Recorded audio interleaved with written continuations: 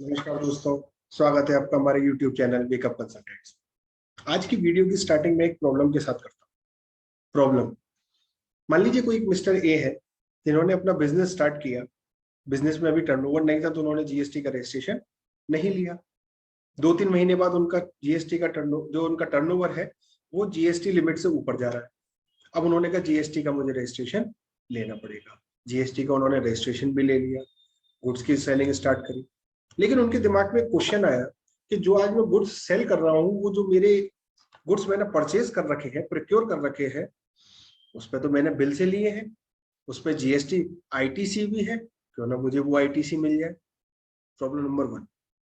दूसरी प्रॉब्लम क्या आती है? कंपोजिशन डीलर्स के साथ। कंपोजिशन डीलर्स है, उन्होंने अपना रजिस्ट्रेशन ले रखा है कंपोजिशन में। अब मान लो उनको कंपोजिशन से बाहर आना है। कंपोजिशन के वो बाहर तो आ जाते हैं, लेकिन जो उनके पास गुड्स है जिसपे उन्होंने आईटीसी सामने वाले को पे कर दी है और उसका उन्होंने अवेलमेंट नहीं लिया ड्यू टू कंपोजिशन स्कीम, आज वो रेगुलर में आ रहे हैं और वो गुड्स सेल करेंगे तो वो रेगुलर की तरह ही सेल करेंगे। अगर 5% के गुड्स है तो वो 1% में ना जाके 5% में ही सेल करेंगे। तो अब उनको आईटीसी कैसे मिले? इसलिए मैंने अपने वीडियो का नाम दिया था पुरानी आईटीसी कैसे लें। ये प्रॉब्लम बहुत लोगों द्वारा फेस की जाती है।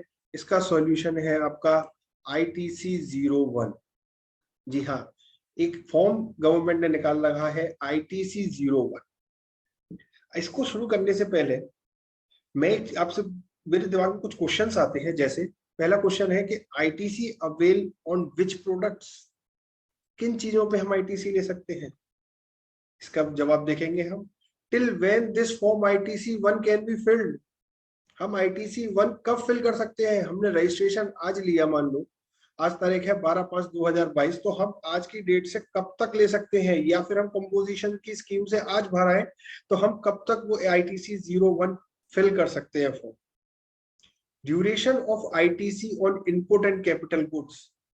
ड्यूरेशन, इसका मतलब क्या हुआ? अगर मेरे व्यापार को मान लो 5 साल हो गए हैं तो क्या मेरे पास कोई ऐसा गुड्स रखे हुए हैं जो 5 साल पुराने हैं, इनपुट या कैपिटल गुड्स, उनकी आईटीसी ले सकते हैं? 10 साल पुराने हैं, क्या उनकी आईटीसी ले सकते हैं?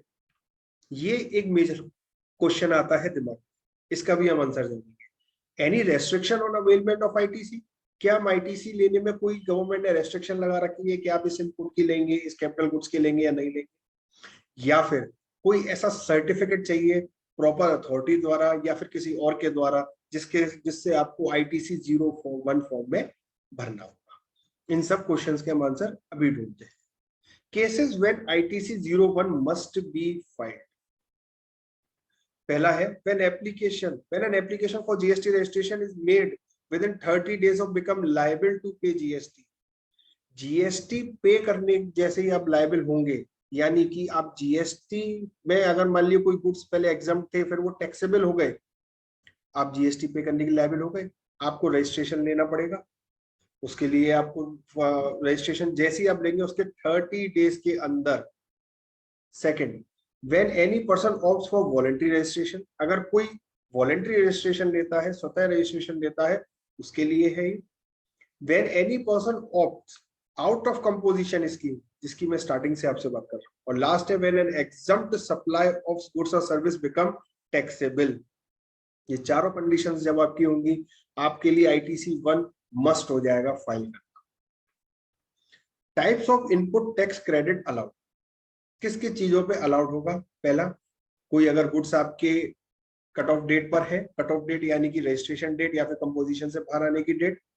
Second, semi finished goods, finish goods या फिर कैपिटल गुड्स। मतलब इसका मतलब ये हुआ, हमारा क्वेश्चन था किस किस पे आईटीसी मिल सकती है? सब पे मिल जाएगी। सर्विसेज नहीं लिखा हुआ है यहाँ पर। Inputs and capital goods, inputs भी आपके दो तरीके के हो गए। स्टॉक कोई कट ऑफ डेट पे है यानी कि कोई सेमी या फिनिश्ड, और दूसरा कैपिटल गुड्स, सब पे आपको आईटीसी मिल जाएगी।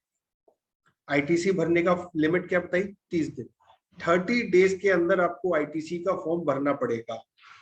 अगर आप रेगुलर में आ रहे हैं कंपोजिशन से, तो जिस डेट पे आप रेगुलर में आए हैं वहां से 30 डेज, या फिर आपने वॉलंटरी कोई रजिस्ट्रेशन लिया है तो वॉलंटरी रजिस्ट्रेशन जिस दिन आपको अप्लाई किया है उस दिन से नहीं, जिस दिन आपको रजिस्ट्रेशन मिला है उस दिन से 30 डेज आपको काउंट।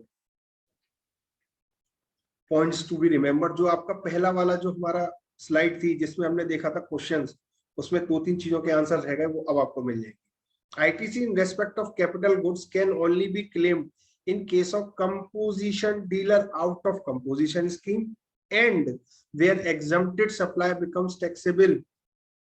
यानी कि कैपिटल गुड्स की आईटीसी आप तभी ले सकते हैं जब आप कंपोजिशन से बाहर आ रहे हैं या फिर कोई गुड्स आपके एग्जम्प्टेड थे वो टैक्सेबल हो गए हैं।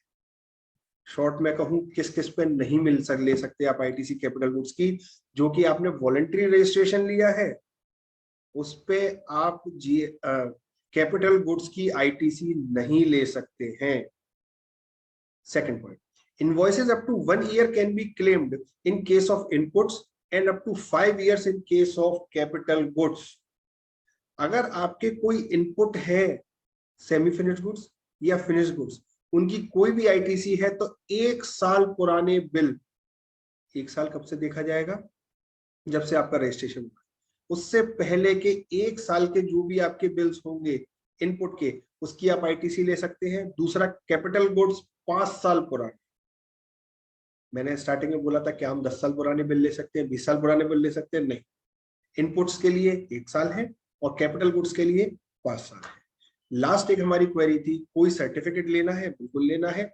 अगर 2 लाख से ज्यादा की अगर आप आईटीसी क्लेम करना चाहते हैं आईटीसी 01 में, तो चार्टर्ड अकाउंटेंट या फिर कॉस्ट अकाउंटेंट द्वारा एक सर्टिफाइड लेटर होगा जो कि आपको उस फॉर्म के संग अपलोड करना होगा। आईटीसी 01 का लाने का इनका मकसद सिर्फ एक ही था, किसी को भी हरासमेंट ना हो। आईटीसी अगर आपकी कोई पुरानी आपने किसी को पे कर रखी है तो उसका आपको इनपुट इजीली मिल जाए। हम अपने नेक्स्ट वीडियो में एक दूसरा फॉर्म समझेंगे आईटीसी 02। ये भी एक बहुत बड़ी प्रॉब्लम फेस करते हैं लोग बार और हमारे ऊपर क्वेरीज भी आती है। नमस्कार।